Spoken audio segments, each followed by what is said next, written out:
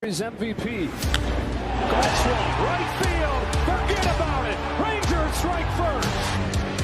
Goes after the first one. Drills a high fly ball. Left center field. This game is tied. From Javier. Seager hits a high fly ball. Deep right field. A bomb into first. One swing. Drive. It's tied.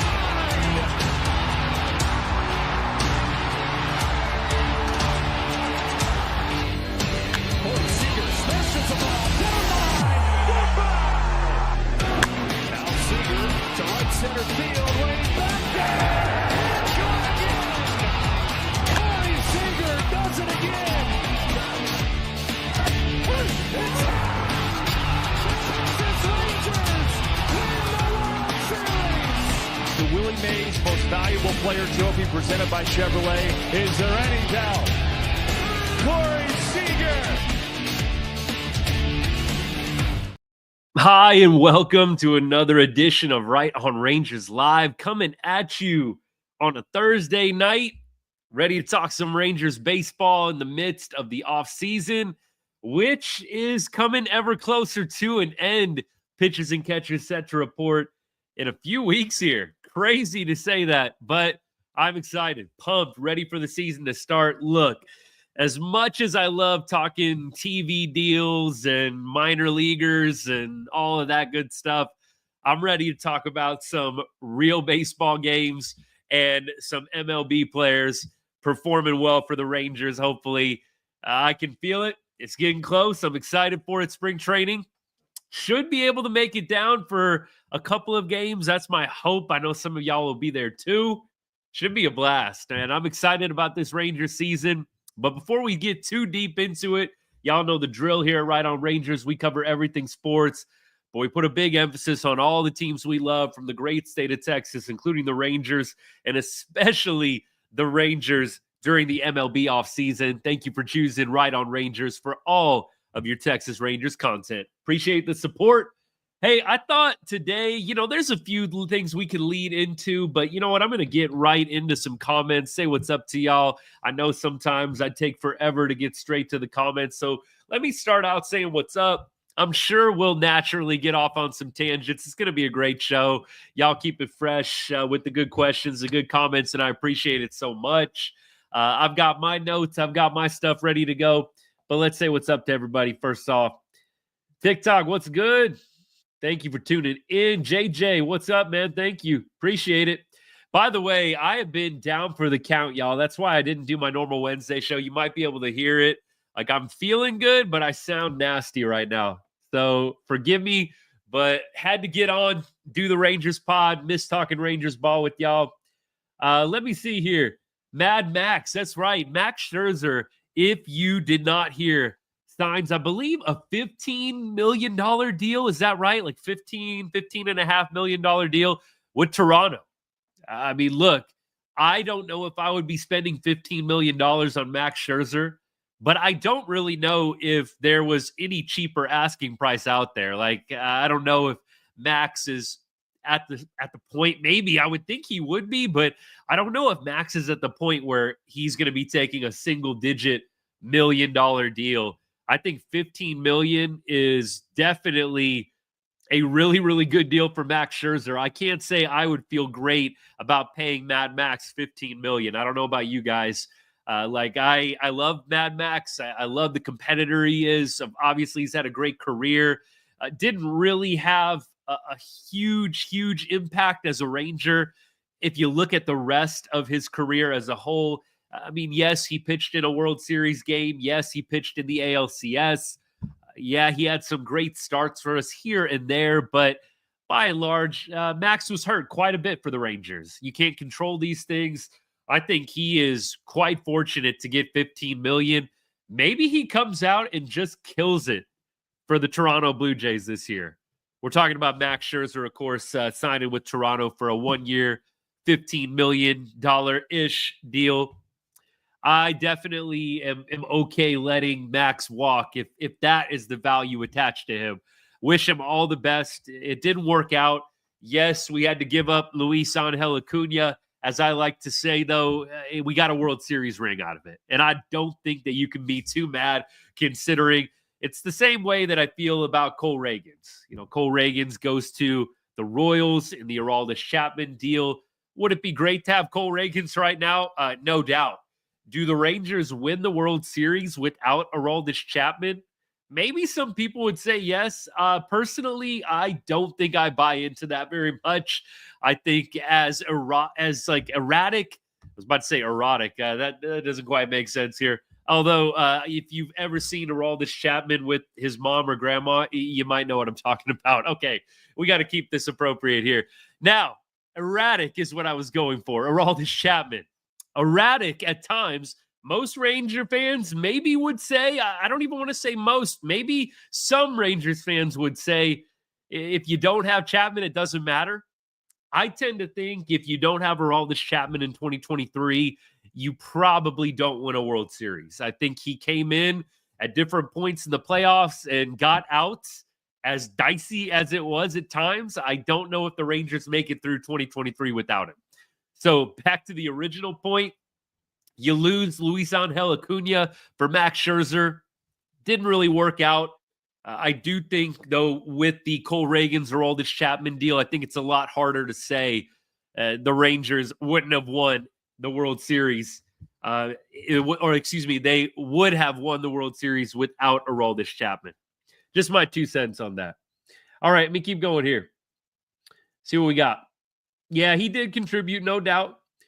I'll scroll back a little bit. What's good, everybody? Thanks for tuning in. Appreciate you. Ranger Sports Network. Yes, Elvis Andrews coming back into the fold. Love that.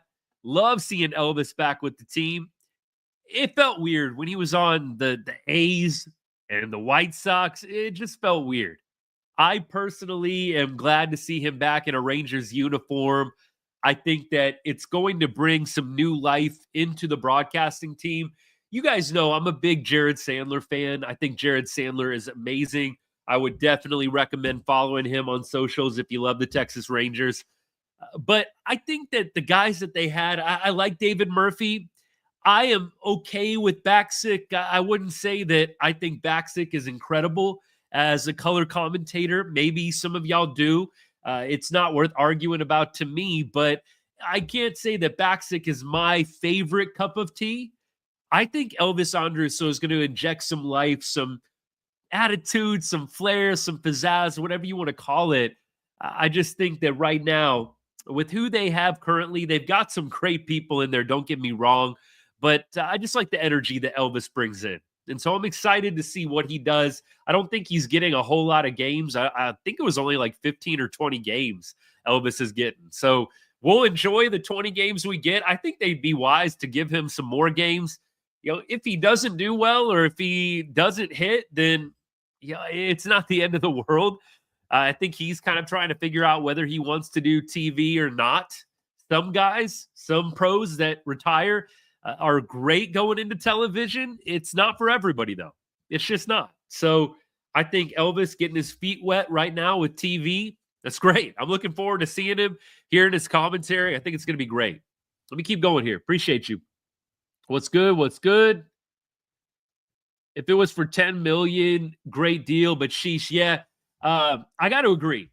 Going back to the Max Scherzer deal, $15 million seems really generous for Max. I'm not trying to be disrespectful to the player. I think Max is a Hall of Famer, no doubt. Should be a first ballot Hall of Famer. He's won World Series. He's obviously won a lot of different accolades and racked up some amazing career numbers. I think Max is no doubt a first ballot guy, but at this point in his career, $15 million for Max, I'm not seeing it. I'm glad that the Rangers did not pursue. They were never going to. There was never any reports or inklings the Rangers were pursuing Max or were going to be trying to bring him back. I think Toronto overpays, but they're probably in a position where they need to. The Rangers, I think, are in a little bit of a different spot. You've got Jacob deGrom and you've got Nate Eovaldi. The Toronto Blue Jays, they've got, Barrios and a couple other dudes in there, but it's not Jacob deGrom, Nate Eovaldi. So it kind of makes sense Blue Jays overspend a little bit on Max.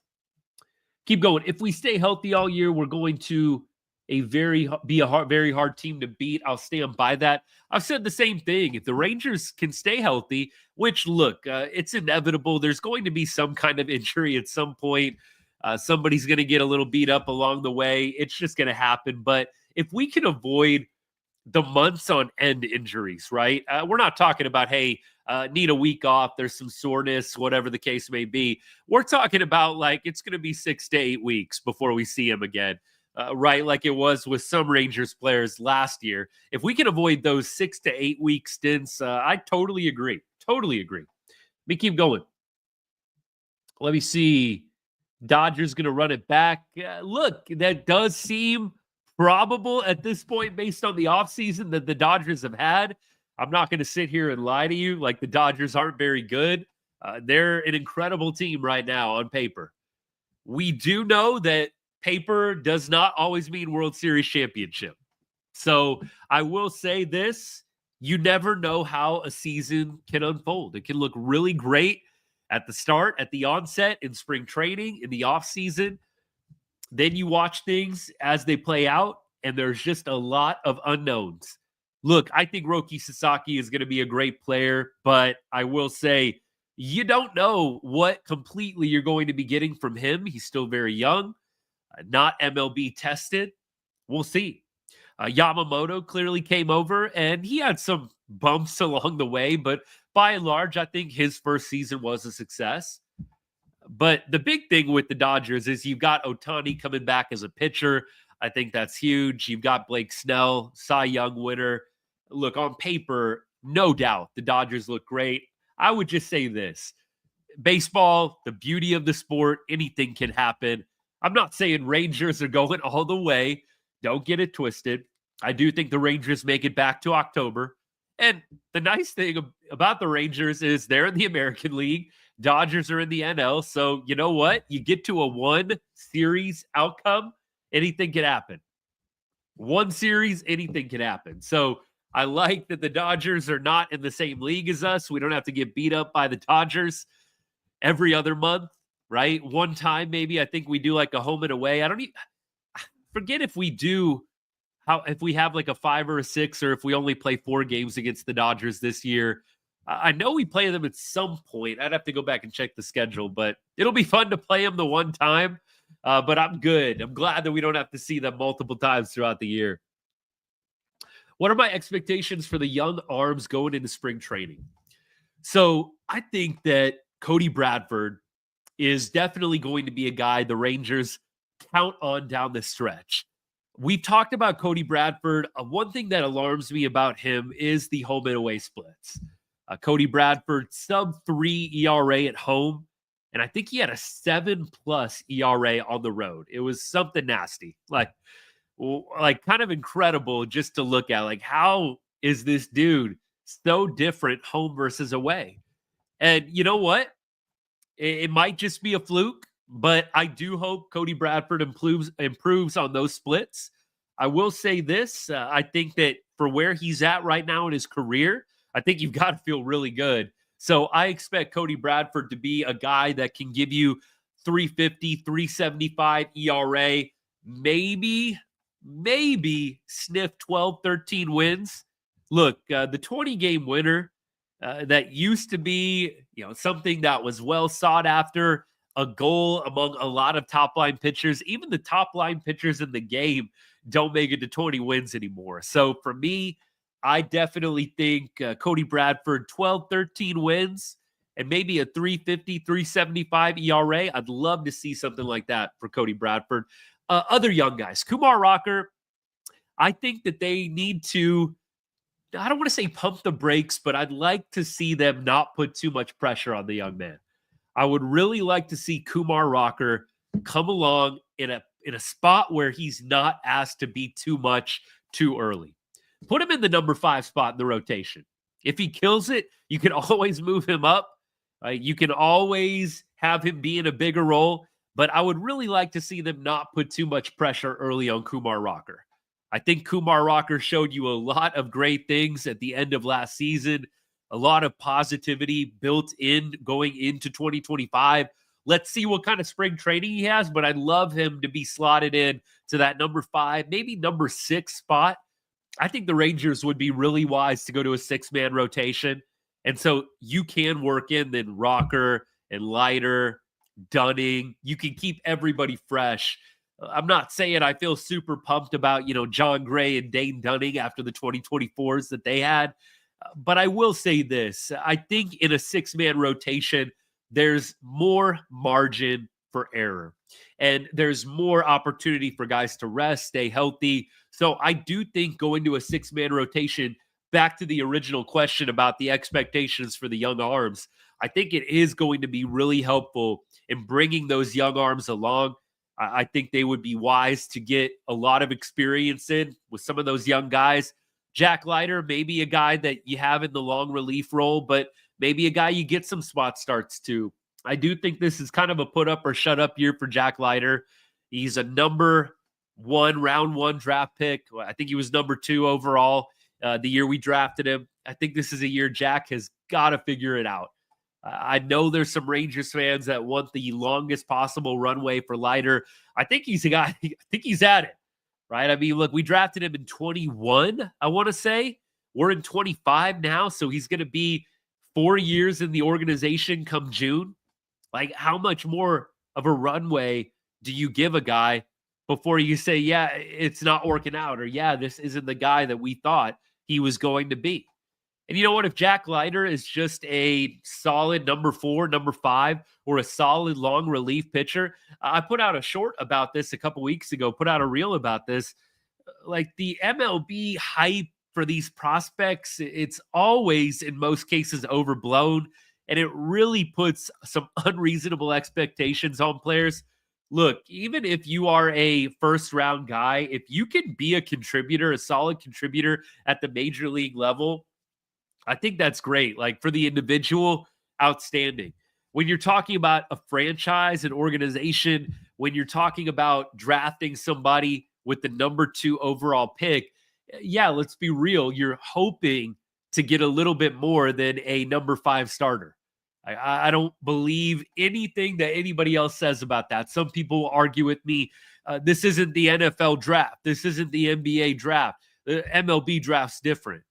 Again, for me, I don't think anybody in any organization is drafting a guy 2 overall in a draft, and saying to themselves, I really hope this guy turns into a number 5 starter or a really good long relief guy.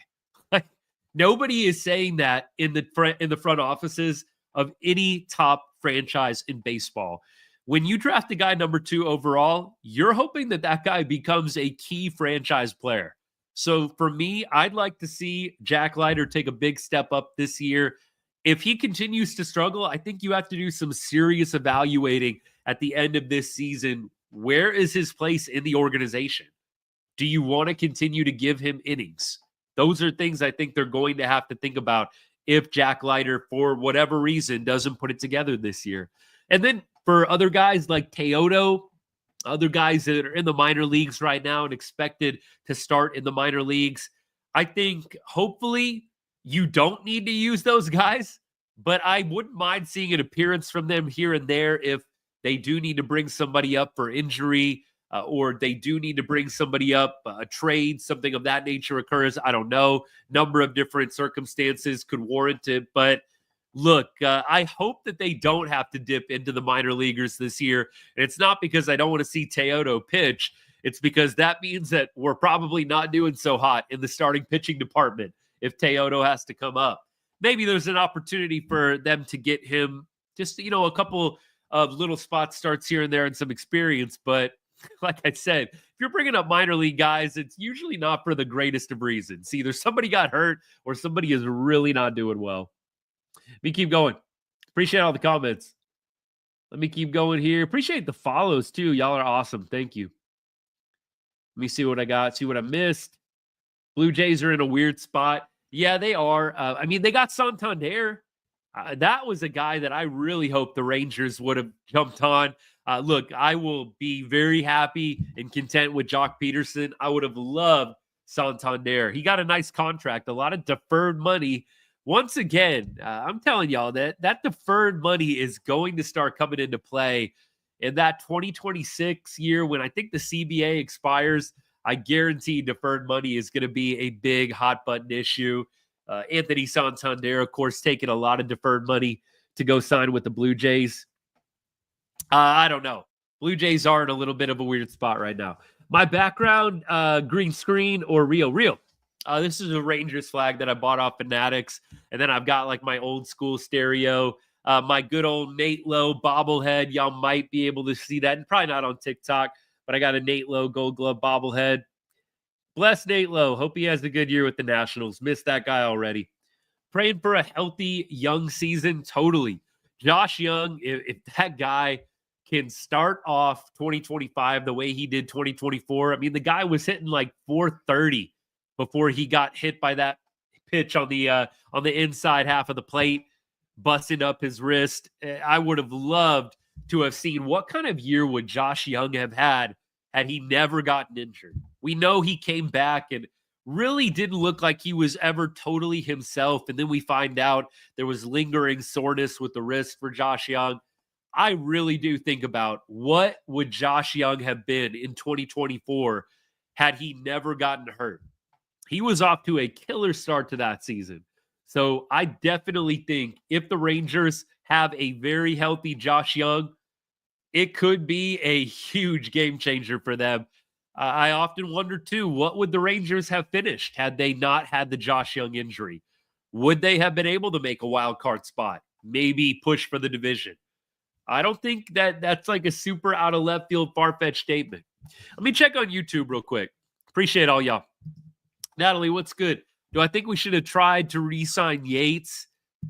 I don't know, man. I really don't know if Yates, for what he ended up signing with, is something that the Rangers should have pursued or not. I mean, let's look at the contract because, look, it's been a long day. I'm not even going to lie to y'all. I forget what that contract actually was. 1 year, $13 million. Look, $13 million doesn't seem terrible to me. I think that the Rangers probably should have made a little bit of a better run. They didn't even make an offer. I don't know if y'all knew that or not. I said it last week. The Rangers didn't even make a formal offer to Kirby Yates. It does seem a little bit odd to me. Like, you make a big deal about it at the pressers and at the exit interviews, like Kirby Yates, top priority. And there were reports, I think Ken Rosenthal put out a report that Yates was still a top priority for the Rangers.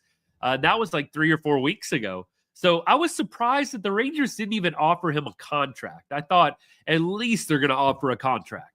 Didn't even do that. So I think more than anything, that surprised me. Like, at least offer the guy $10 million, right? $11 million. Come in at something.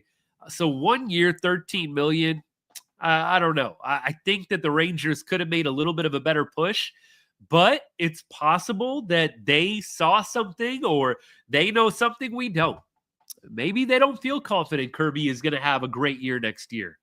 I don't know. I've talked about it on the show. 38 years old, a lot of miles on that arm, coming off your best season ever. I mean, that was Kirby Yates' best season as a Major League Baseball player, 2024, at age 37. I don't know if Kirby Yates is going to ever be able to duplicate that or come close to it. In fact, I think that the law of averages and just history in general would tell you he's going to have a pretty hard time repeating the sub 125 ERA that he had in 2024. And what, he blew one save opportunity? I think history would tell you Yates is probably not going to do that this year. Maybe he does, and a lot of people have to eat crow, myself included, and in the Rangers organization, but I would probably bet Kirby not going to have as good of a year as he did in 2024 with the Rangers. A little disappointed he goes to the Dodgers, though. Like, can we just be honest? Like, dude, the Dodgers really? Like, you had to go to the Dodgers, a team that already signed Tanner Scott? Like, you didn't want to go anywhere else and kind of be your own person? I mean, I know Kirby Yates probably wants to get a ring. Don't know if he's won one. Don't think he has. So I'm sure at the end of his career, he's thinking ring. I think that's the only thing I can logically think of why Kirby Yates would go to LA. I'm sure another team would have offered him 12, 13 million. and he could have been his own man closing games. So little surprised to see him go to the Dodgers, but I guess he wants that ring. Hard to get too mad at him. I love Kirby Yates, no hate. Just the Dodgers and everything they've been doing this year. It's just kind of another cherry on top. Like, oh my gosh.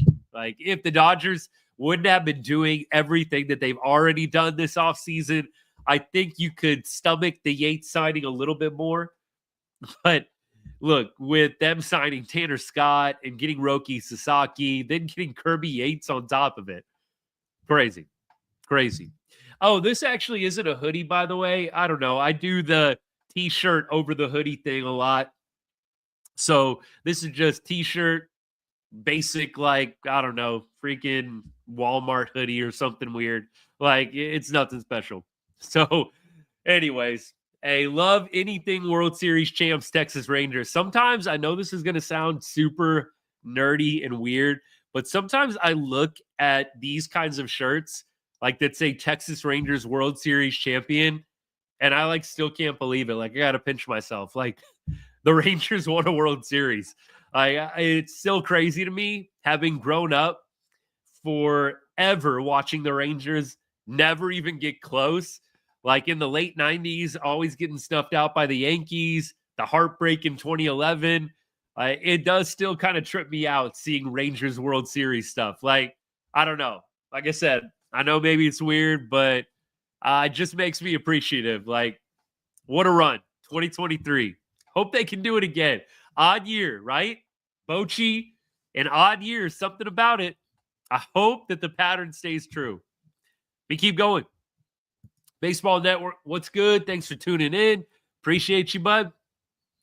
Let's see. Natalie says, I wouldn't mind one of Garcia Church Hales taking over the closer role by the end of the year. Yeah, I think that Garcia is a guy that they've talked about in the closer role. Like, maybe you have Chris Martin closing the games, and then maybe you have Garcia as a guy that can come in. Like, let's say it was predominantly lefties coming up in the top of the ninth. You could have Garcia come in, pitch the ninth. I think a lot of people are high on Robert Garcia. I don't know if Church is going to be a guy that they try out in that closer role, unless Chris Martin and Robert Garcia are just majorly sucking or soiling the bed.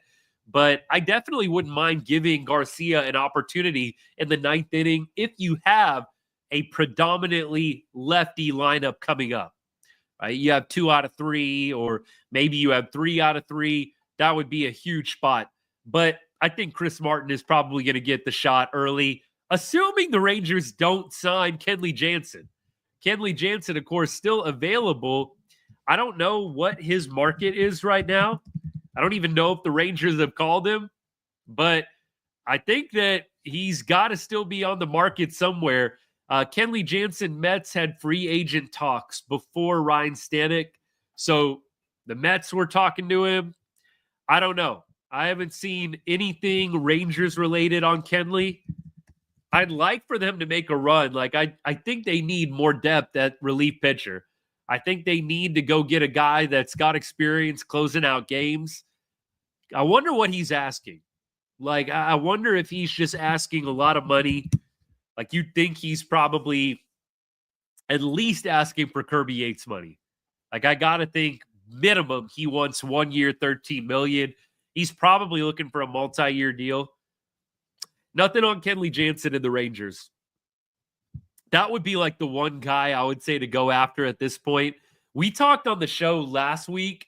So Ryan Helsley's been a guy that has been thrown around in trade talks a lot when it comes to the Rangers. He signed an $8 million deal with the Cardinals. They avoided arbitration.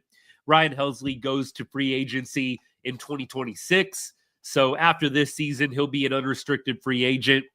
I've said, if you're going to get Helsley, go get him mid-year when you absolutely know that you are a legitimate contender. And I don't think that's being negative or glass half empty. I think what you're saying is, if I'm going to give up some top prospects or elite prospects for a Ryan Helsley, I want to make sure that I'm actually going to the playoffs. Because as good as Ryan Helsley would be as an addition to the bullpen, if you have crazy injuries or if you have crazy regression or slumps in 2025, God forbid, Nobody wants to watch another season like that. But God forbid you have something happen like what did in 2024 to the Texas Rangers. You haven't spent probably 2 quality prospects to get a guy that's essentially a 1-year rental. So I'm not a big fan of going out and getting Ryan Helsley right now. I think you got to wait. Maybe you make a push for him at the trade deadline if all the stars are aligning and you're killing it. First place in the AL West, as we expect the Rangers will be. But other than that, I don't want to sell off another prospect, watch them go flourish for another organization, for the Cardinals in this case. And then we have a team that is not ultimately going to be going to the playoffs. So let's pump the brakes on Helsley. If it's me, I'm waiting until the trade deadline. I'm seeing where we're at, and we're going from there. We keep going. Appreciate all the comments, y'all. Thank you so much. See, what do we got? What do I think about the app? Oh, TikTok? Yeah, we talked about like the weird TikTok shutdown thing. I couldn't even get on my live. When the app like shut down, I couldn't even get on the app. But then when I got it back, it wouldn't even let me go live. So I'm glad I finally got the live capability back. We need more pop on lefts. Yeah, I think that the Rangers are trying to work with that a little bit. They added guys like Berger and Peterson that can hit the ball out of the ballpark. I know Peterson has some struggles against lefties, but I think he's going to be a guy that's going to have to figure it out. I don't know if you're going to be platooning Jock Peterson against left-handed pitchers. You're already kind of doing that with Leote and with Evan Carter. I think Jock is going to have to figure it out, but I think the Rangers have done well addressing some of those issues. They've done well, I think, going out and getting guys that can hit the fastball, that can drive the ball out of the ballpark. Those were areas where I think the Rangers left something to be desired last year. Matthew, it's good. Yeah, I told y'all. I know I sound like absolute crap. Actually feeling pretty good, but it has just taken me forever to clear all this nastiness out of my system. And I was just like, you know what? It's not going to sound great. It's not going to sound pretty, but I want to talk some Rangers baseball. So apologies for the sickly voice, but I'm glad to be hanging out with y'all. Let me see. Yeah, untouchable down to the farm would be Sebastian Walcott. I totally agree. I don't think Walcott is going anywhere. I don't think I'd be trading him really for anything at this point. So I think that is definitely a guy that is untouchable, no doubt. Let me see what else we got here. Watching from Andy Amos. Hi, what's good, man? Thanks for tuning in. Love you, buddy. Enjoy that steak dinner. How many starts do I think Jacob deGrom will have? I think Jacob deGrom will probably have, I'm going to go 25 starts. I'm not going to say he gets to 30. I'm going to go 25 starts for Jacob deGrom. I think 30 is like fully healthy, never miss a start. I just imagine occasionally they're probably going to skip deGrom. I know I've already talked about the 6-man rotation concept. I just think Jacob deGrom, 25 starts, I think is really reasonable. Rangers need to defer also like the Dodgers do. I don't know. I think there's a lot of teams that have mixed feelings about the deferrals. I think that by and large, deferrals, if you're talking about best business practices, I don't really know if deferrals are the best way to go. I've heard arguments either way. A lot of guys, that are buying the major league teams, they do see it as a bit of an investment. I think some of them buy a major league team just for the fandom and just for being able to run a major league baseball team and the totally awesome experience that I'm sure it is. But some guys want to make money. And so when you're talking about deferrals, that actually, I think, devalues your business. Now, the other argument with deferrals is if you defer money, technically speaking, you're probably in a spot where you're able to afford it better down the road because naturally we know prices go up, the dollar becomes a little less valuable. There is probably some sense to doing the deferrals, but I think if you're trying to sell the business, it's totally not a great call because you got all of that money in the future on the books already. It comes with it. So I don't know what the Dodgers' plans are, for example, but I don't think that all teams in Major League Baseball are suddenly going to be adopting the deferral method. I think it's probably at this point a pretty mixed feeling practice. And like I said, in 2026, when the CBA expires, I think that's going to be a huge issue. I am really interested to see what happens. Let me keep going. Let me get a sip of water here real quick. What do I think the Texas Rangers are doing in the offseason? Like the players? Hopefully the Texas Rangers are getting ready to go to spring training and kill it. I know a lot of guys were in the lab working hard with Rangers personnel. We talked about Jonah Heim. He's been working with the offensive coordinator and the hitting coach a lot this offseason. I think that that's huge. Guys like Jonah, guys like Dolly, they needed to get in the lab. Like, stay the entire winter, please. Work your butt off so 2024 never happens again. I mean, Jonah Heim, God bless him. He was one of the worst players statistically in baseball last year. You know he doesn't want to repeat that, especially after the year he had in 2023. So I'm glad to see the Rangers are working hard this offseason. I think this is going to be a great year for Texas. I'm feeling really positive about the year. Starting outfield, Henry, what's good, man? Starting outfield, I got to say, for me, it's got to be Wyatt Langford in left, Evan Carter center, Dolly in right, and then Jock DHing, Berger playing first, right? I think that should be the typical lineup. Evan Carter center, we got Dolly in right, and then you got Wyatt Langford in left. I think occasionally Jock plays the field, but I don't think that he's going to be playing there a lot. I think Adolis Garcia is the better outfielder when you put him side by side with Jock Peterson. So that to me is the no-brainer starting lineup. Keep going here.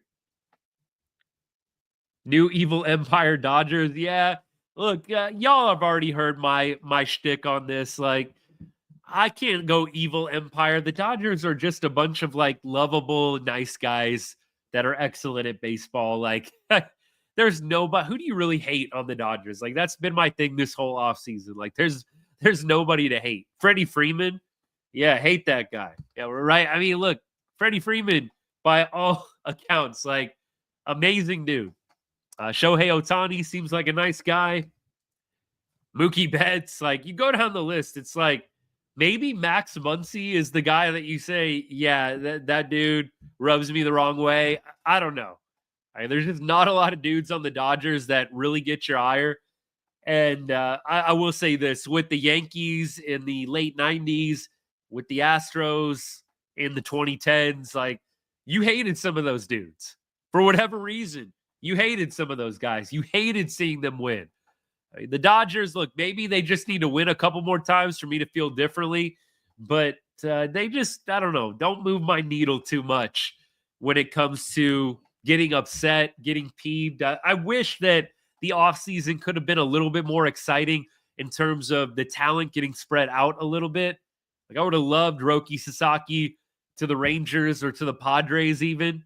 Like, that would have been fun. Sasaki goes to the Padres, and you've got that San Diego, Los Angeles rivalry heating up a little bit. I would have loved that.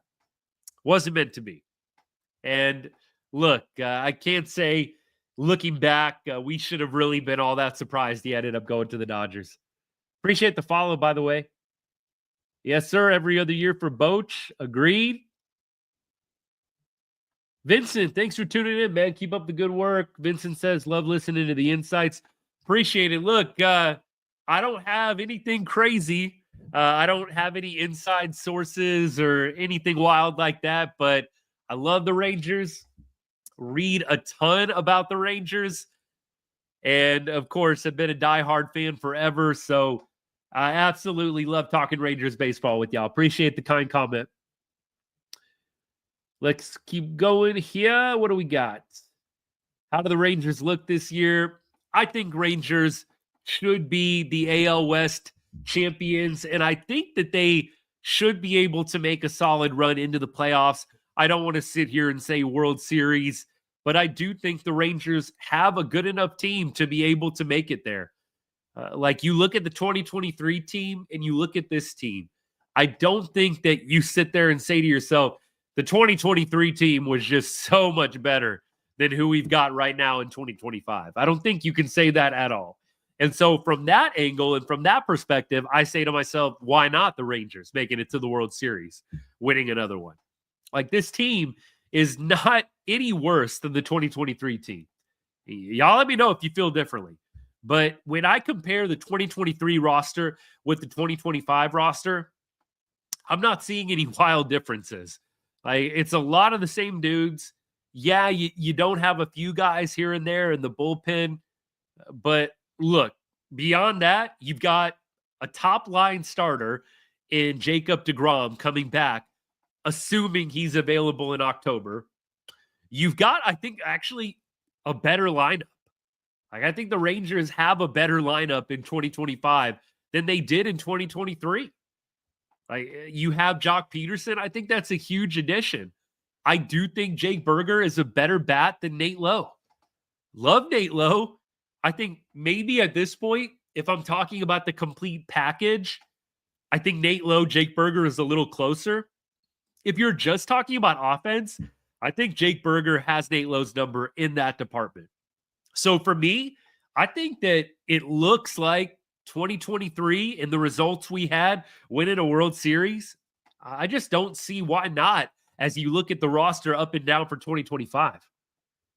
Dodgers Rangers World Series would be crazy. I would love it.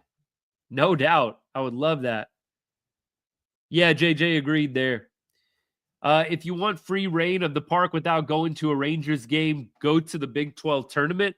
Philip, what's good, man? Thanks for tuning in. Yeah, look, I actually kind of love that. Like here in Vegas where I live, I've never been to a Raiders game at Allegiant Stadium, but I have been to like some of the high school state championship games. And I went to another event there. I'm forgetting right now, blanking on what it is, but it was cool to get to go. Now, Rangers prices versus Raiders prices, I don't think there's really a comparison there.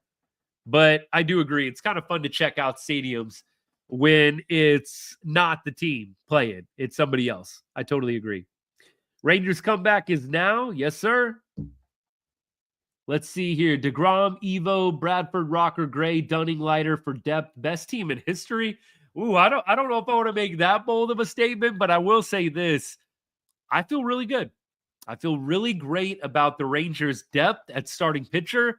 I think the bullpen is probably the biggest question mark, but you don't know how some of these guys are going to turn out. Like, look at Kirby Yates and David Robertson. Like, who thought those dudes were going to have the years that they did? Kirby Yates especially. So we don't know who's going to surprise us out in the bullpen. Maybe the Rangers add a Kenley Jansen. Maybe they don't. But I would just say this. I trust CY and I trust the pitching scouting that the Rangers have done over the past couple of years. I think they've been able to find some quality arms and get the most out of them. So in CY, I trust for now with the pitchers. Appreciate it. Let me see what else we got. I think I'm all caught up. Brilliant. Let me keep going. Natalie says, I wouldn't be surprised if Walcott ends up playing right field. I have heard he is bigger now. Seager, and I just think he'll outgrow Short. Yeah, maybe there's a long-term plan, but I think that right now the ratings that are coming back on Walcott, very positive all the way around with this game. Like, let me put it to you this way. It's not like you're hearing from Walcott and the evaluations of Walcott, great bat, terrible glove. Like, I haven't heard anybody say that about him. So I bring that up because if he's a great shortstop defensively, like, I don't know if you necessarily want to move Walcott to the outfield. Like Corey Seager, as much as we love Siegs, and y'all know I am probably one of the biggest Corey Seager fans out there, I don't know if Corey Seager needs to play shortstop forever. In fact, I think Walcott in a couple of years could easily come up and take Corey Seager's place.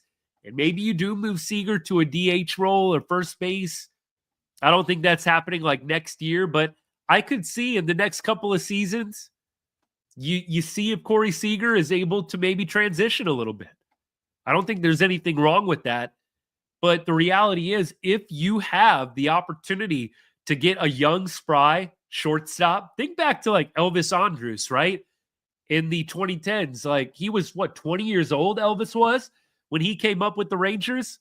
Like if you have the opportunity to have a young, spry guy like that play shortstop and play it at a high level, I don't know if you want to hold on to Corey Seager playing shortstop just because he's Corey Seager. Like maybe you move him to DH. Maybe you move him to first base. Like there are options. I don't know if I would probably at this point commit to moving Walcott. I think the wise thing to do would be let it play out a little bit more. Walcott may force your hand, and he may just hit so dang well in the minors this year that you've got to bring him up. But if he kind of keeps on his normal trajectory, you probably have a year's time. I don't know if Seager is moving off of shortstop in 2026, but I would just be hesitant to just suddenly make a position shift with Walcott. I think the Rangers have kind of done that in the past with some big prospects coming up. Like I think about Jurickson Profar. They had Jurickson Profar playing all over the place. Baseball players are creatures of habit. Like all of a sudden, you move Walcott to right field. Now he's thinking too much. Now he's in his head. So I would pump the brakes a little bit on trying to move Walcott's position. I'd probably be a lot more apt to move Corey Seager than I would Walcott. I think when you move a guy who's been playing shortstop, playing middle infield forever, and you're asking him to play a foreign position, or how about this, a position that he really hasn't played at a super high level consistently, it's tough. And I do think that in some cases it can affect the offense, and I don't want to see that happen to a young guy. So I think let's hold off on moving Walcott for now. Let's keep it in our back pocket. Clearly, they can move him out there if they really, really need to, but I'd be careful. I'll keep going here. Profar went to the Braves. JJ, appreciate that. That's right, he did. So former Rangers tracking him. Profar goes to the Braves. Max goes to the Blue Jays. Kirby Yates goes to the Dodgers. Leclerc, where did Leclerc go? A's? Was that right? Leclerc to the A's? Where did he end up? I don't know. Yeah, they added Leclerc on that 1-year deal. That's right. So Jose Leclerc goes to the A's. Who else are we missing? Where's David Robertson right now? What's that dude doing? I'm just looking this up on the fly. Is he still a free agent? Cubs are reportedly still talking to David Robertson. So the Cubs appear to be a favorite to land David Robertson at this point. Red Sox are also predicted to pursue David Robertson after missing out on Carlos Estevez. Estevez, by the way, he just signed, I believe, with the Royals. That's right. So Estevez off the market. Kenley Jansen and David Robertson, probably the two biggest names left over. Oh, yeah, Mariners, Neftali Feliz. We'll see what happens with Feliz, man. That guy's getting up there. We'll see if he ends up making it. We'll see if he ends up getting to the show. I think he's like doing a minor league deal. So we'll see if he ends up making it to the show. Tristan, are you ready for Arch Manning to be the starter? Heck yeah. Can't wait for that. It's going to be great. I'm already missing college football. Already missing it. Who's winning the Super Bowl? I'm not going to bet against the Chiefs. Like, I can't root for the Eagles as a Cowboys fan. It's just not in my blood. I cannot cheer, root, hope that the Eagles win in any way, shape, or form.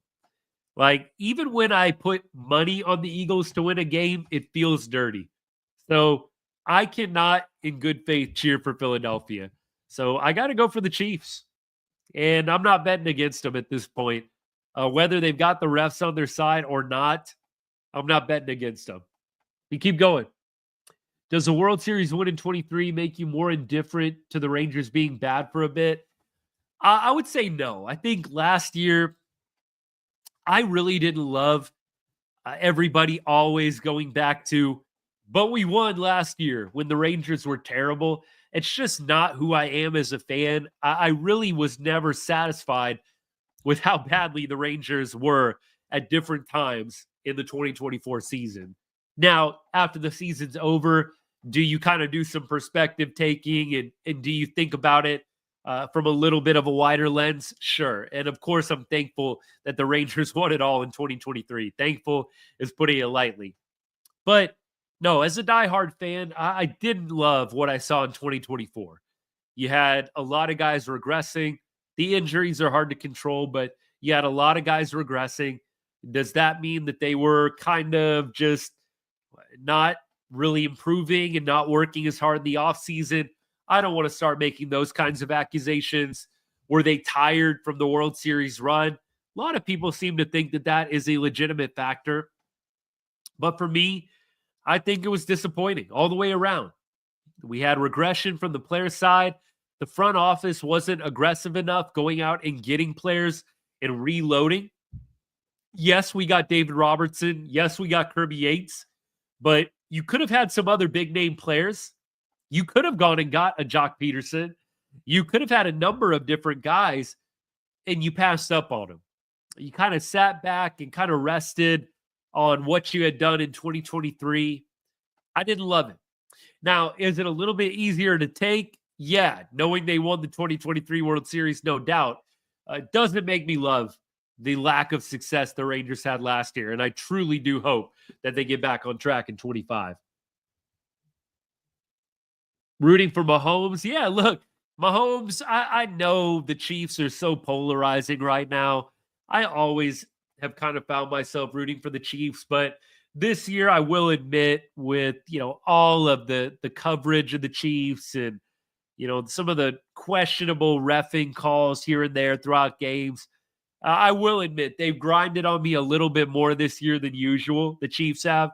But I do think when going up against the Eagles, the team that I probably hate the most in the National Football League, I got to cheer for the Chiefs.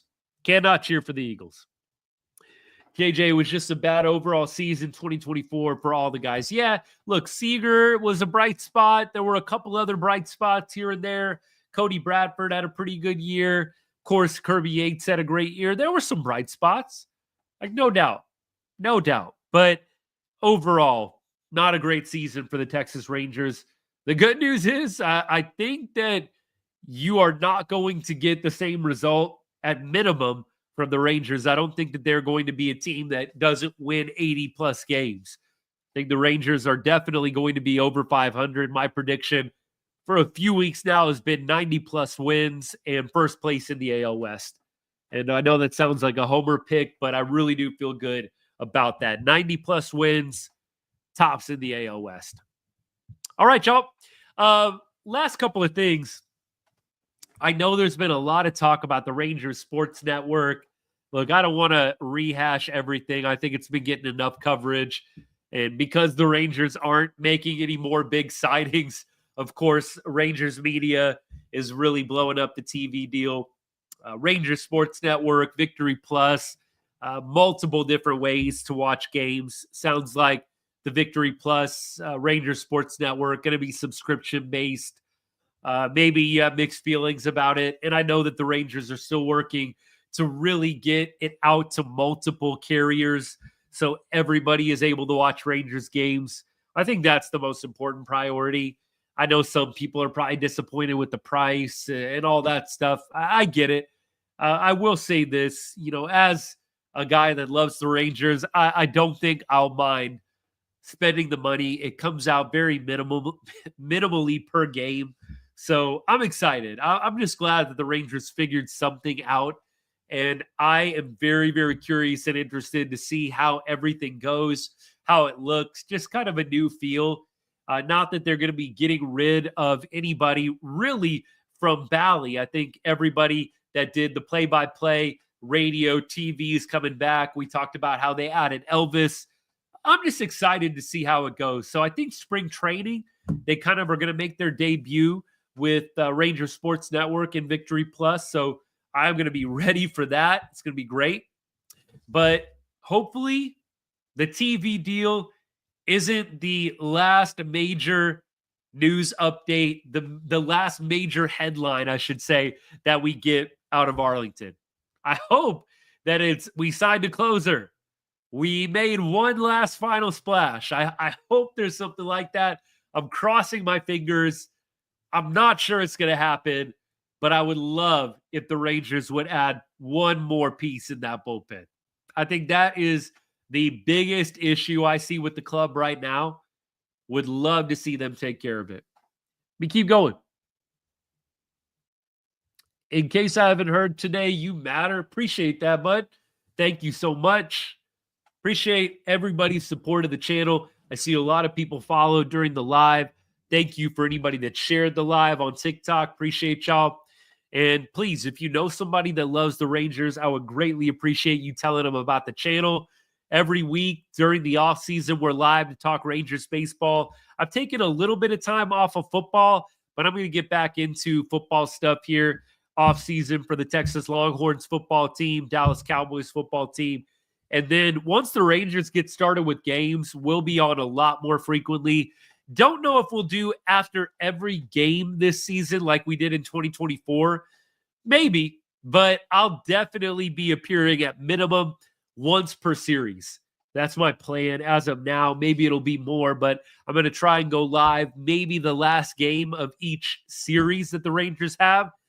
Possibly, like I said, more than that. If there's like a really crazy game, really awesome game, or something super controversial, of course we'll go live. But I might be a little bit more picky choosy this year. Not necessarily just only going live after wins. Like we always say, rain or shine, I'm here. We don't shy away from the bad games. So we'll still be live quite a bit after Rangers games this year. Maybe just scaling it back ever so slightly. We're going to have what I like to call a Corey Seager length of season, about 120, 25 games, I think is what we're shooting for. And by the way, I hope Corey makes it more than that. It just seems like 120 is about the cap for Corey. God bless him. We love Corey Seager. But that's my plan. That is my plan for this year. So hope you'll join us. Looking forward so much to the spring training game starting up. We'll probably put out a couple of shorts, reels throughout the week. Hope all of y'all have a great weekend ahead. No football this weekend. Kind of a weird weekend, right? Is there a Pro Bowl? Is there anything on this weekend? College basketball, NBA? I don't know. We're getting to that tough time in the sports year where baseball hasn't started yet. Football's over. March Madness makes it a little bit better, but we're slowing down a little bit in the sports cycle. It'll pick back up again once we get to the spring, but it's going to start getting slow here in a little bit. That's all right. We always got something to talk about here at Right On Rangers. Mavs are on, that's true. Although the Mavs, I was just telling my buddies this, with the Mavs and all the injuries that they've had, Luka, Lively just broke the foot. Like all these injuries that the Mavs have had, I trust. I'll still watch them. I still do. Still will follow them. But it has been a tough year for Dallas with the injuries, man. It reminds me a lot of the Texas Rangers in the year that they had. So we will enjoy some Mavs basketball, some Texas Longhorns basketball, some March Madness in between football season and baseball season starting up. Should be great. Have a great weekend. Loved hanging out with y'all. Thank you for all the questions and all the comments. I appreciate it. Helps keep the show fresh. Thank you. I'm very grateful for the support.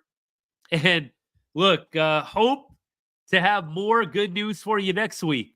Maybe the Rangers make a little splash for us between now and then. That would sure be great. Natalie, that's right. The Stars have had some injuries. Like every Dallas-Fort Worth team, it feels like this year, some kind of injury bug is hit at some different point. I hope it doesn't carry over into the Rangers season. JJ, appreciate that. I'm going to try and sound a lot better for y'all next week. Like I said, it's easy to get lazy. I'll just skip this week. But I'm like, no, we're doing it.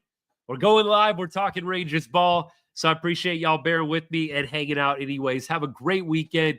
And as I always say to end every show, God bless and go Rangers.